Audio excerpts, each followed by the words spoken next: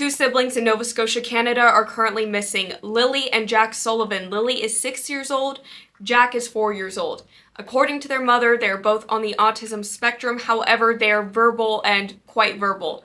She only says that they're on the spectrum simply because they're a bit behind in school.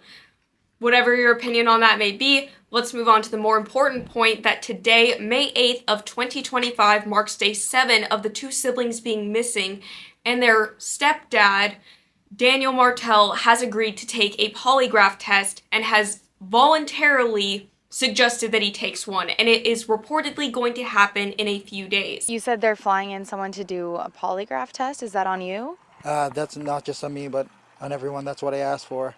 I asked for that so early on, and there's not many places that do it in Canada, so they're flying somebody in. Why do you think you need to do that? Do you think they don't believe you? I think their side of the family doesn't believe me, and I just want to clear it up for everyone. Clear it up for everyone, not just the people online making crazy accusations and everything else. Now, a few of you guys on the last video commented, it's not their stepdad, it's their mom's partner. Simply, if you guys want to verify this on the news with articles, they refer to him as stepdad. My personal opinion, no, if they're not married and she's just calling him her partner and they have one kid together that isn't Jack or Lily, they have a 1-year-old together, no, that's not their stepdad, but for the sake of you guys verifying this information, that's what I'm going to refer to him as, at least for this video, or Daniel. So first we have that. Secondly, we know that the family got into an argument. He is currently blocked on Facebook by the mother. The mother has blocked him and has moved in, temporarily at least, with her own mother. She has not left the province. That's what we know. Additionally, the main focus with these videos is to get these kids home safe, if that is still a possibility. I hope that is still a possibility. They were last seen by a teacher April 28th. That was a Monday. Some people say Tuesday, so the 28th or the 29th. According to Daniel and the mom, though, they say that the kids were out of school all week because Lily had a cough. As to why they would keep both kids home and not just Lily, that beats me. Assuming that's true, they went missing on May 2nd. However, with that in consideration, they could be missing for a lot longer. Now, the stepdad's interview, Daniel's interview, has raised some red flags referring to the children in past tense. We have seen this before where people who have murdered children and other people start referring to them in interviews in the past tense. If you just saw those kids the other day, just last week, and you're constantly used to talking to them and seeing them, you say, Lily is. Lily loves this. You don't say Lily loved, you don't say Lily was. Okay? There's those points. As for also new updates, the Royal Canadian Mounted Police are taking back their search. They're scaling it back some to very specific areas, some that they have searched before. The Major Crimes Unit, though, did start to get involved, I believe, on May 6th. We do not know yet, and we only know from the press conferences that the authorities have put out, but they are considering all possibilities. However, an Amber Alert and any other emergency alert has not yet been put out because there's no evidence of abduction. They have not found anything yet. Not a boot, not a diaper, not a hair. So that sparks a range of concerns. However, the forest is extremely dense. You can see looking into it, there's not a ton of visibility, but they are still flying helicopters over the areas, and they are also planning to search a nearby lake soon.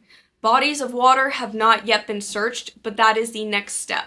That is an update. Now, the mom, from what I know at least, has only made that one initial interview where she told what she thought happened, aka what we thought happened, referring to herself and Daniel, but they never actually heard the kids playing outside, they never heard the glass door opening, and in this interview, just from an outsider, that was taken right after they went missing, at least from the timeline, assuming it was May 2nd of 2025. And she's not really crying, and she's kind of just like, I don't want to go through another night of them not in their beds. Them not being in their beds was like her main concern. She has thrown out the idea of abduction, so has Daniel. They have both suggested it multiple times, despite no evidence of abduction. But even then, in these interviews, they're not saying, if you took my kids, please bring them home. There's not an emotional, heartfelt tears even. It looks very easy to speak about it.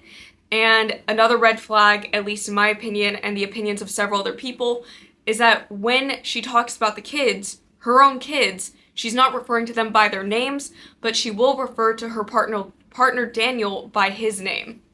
Now, since she has gone off and moved in with her mom, Daniel has been the one making the public interviews and the public pleas. He's done a few of them. His most recent one, he said that he's appalled that anyone thinks that he's involved in this. I think that's partially why he volunteered, at least in his own words, for a polygraph test. That has not been verified by the Royal Canadian Mounted Police yet, but that's what he said. So the mom's not talking anymore, but the stepdad, Daniel, is. Now, kids have been found before alive, walking out in the elements. However, differences from those cases to this one is that the forest is a lot more dense, the weather conditions weren't as good, there was one sunny day, and we also don't know the full story because, at least to me, the story of the mom and Daniel is not adding up. Because he somehow knew what the kids were wearing, she had no idea, and no one else has come forward to verify that they had seen the children in that week of April 28th to May 2nd. So right now, we have to go off of what the parents are saying unless phones are looked into and new information comes forward. Because right now, all it is that teacher who saw the kids either Monday the 28th or Tuesday the 29th. I really do hope that they find Lily and Jack soon. These updates are coming as the information is coming, so if everything is not entirely accurate, I'm trying my best to fact check, make sure everything is good. I just want them found, and the more of you guys who know about them, and if you're in Canada, if you're in Nova Scotia, I'm hoping it helps more people be inspired to search for them. If I lived anywhere near there, I would search for those kids because it is heartbreaking when kids go missing, especially so young.